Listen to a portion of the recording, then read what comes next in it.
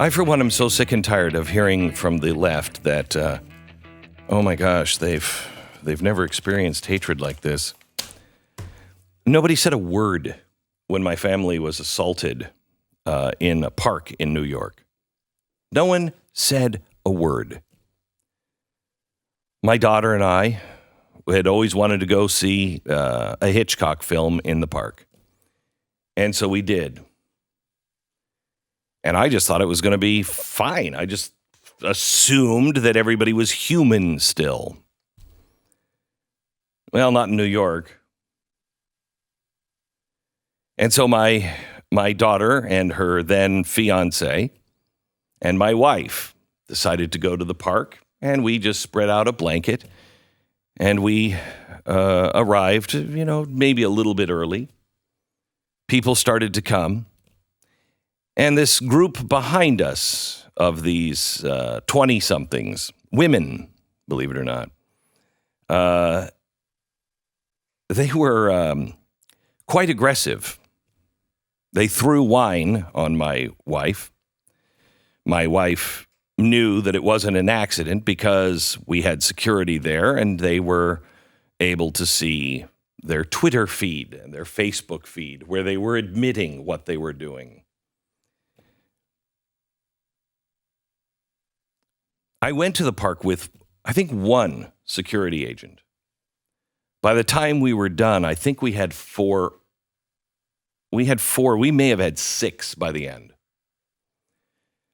I finally leave towards the end of the movie. I want to get out of there before the movie is over, for obvious reasons. And I get up with my wife, and the entire crowd applauds that we leave. Now, that could have been, I could have, taken that. But not after you had assaulted my wife. Not after my wife and my daughter walk about half a block to go to the restroom. And as they are walking by themselves, they are shouted at and fingers pointed and thrust into their chest saying, "We don't want your hate here. We don't want your kind here. Racist, bigots, haters." When we were walking out, by the time we got across the street, I looked at the security agents and I said, "Go back and get my daughter and her fiance.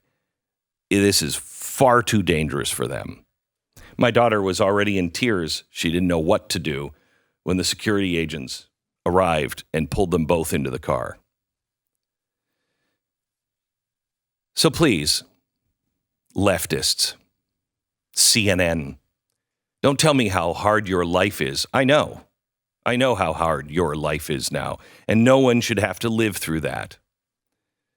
But what's happening to Tucker Carlson is not an isolated incident. It's been happening from the left for a very long time, and it goes beyond mean tweets. Your family is in danger, and it's only getting worse.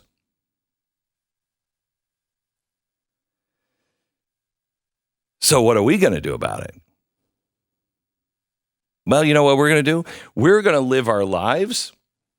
We're going to tell the truth. We're not going to play the game that they're playing because I don't want to be that person. I remember leaving that crowd and saying to my wife, I would be so ashamed if anyone in my audience treated people like that. If Michael Moore, who was at the top of the, hate list for the left, if Michael Moore would have been treated like that by my audience, I would have been horrified. But I slept well that night knowing my audience wouldn't do that.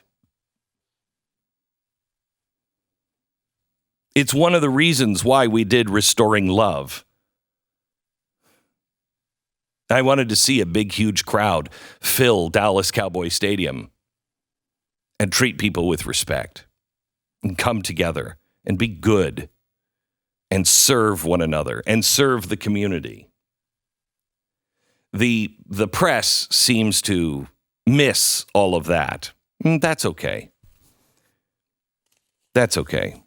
We know who they are.